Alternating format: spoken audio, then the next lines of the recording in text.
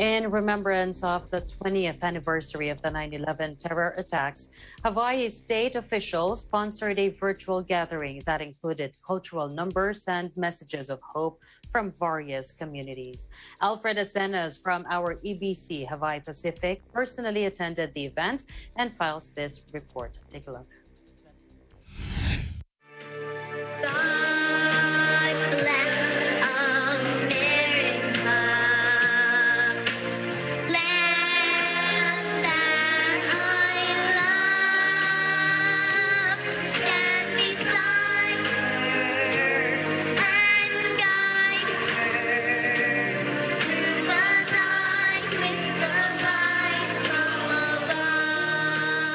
In the midst of, sorry, I just couldn't help but be emotional after listening to that heartfelt rendition. Over a dozen representatives from government, faith-based groups, schools, and other organizations took part in a virtual gratitude prayer rally hosted by the state government of Hawaii in commemoration of the 20th anniversary of the tragic events of September 11, 2001.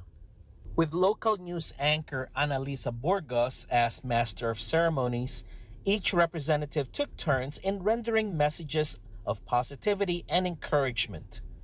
Elected officials who graced the said occasion included State Senator and event organizer Bennett Misalucha. Even though we come from various ethnic groups, speak different languages, practice religion or no religion, there is more that binds us than divides us. We are all Americans. It's because in the midst of great horrors, faced with the knowledge that our lives have been forever altered, for many of us, it was faith that got us through adversity. Faith in ourselves, faith in humanity, and most importantly, faith in God. But it also brought out the best people. When faced with the greatest tragedy, people stood united and gained strength from each other. They helped each other. Kindness prevailed. That's what communities are all about. Meanwhile, Hawaii Governor David Ige took to social media to deliver his own message. Like many residents in Hawaii who woke up to the horror unfolding in New York City, I too will always remember this day for the nearly 3,000 Americans who perished. Their legacy is now etched in our collective memory and will live on through stories passed down to future generations.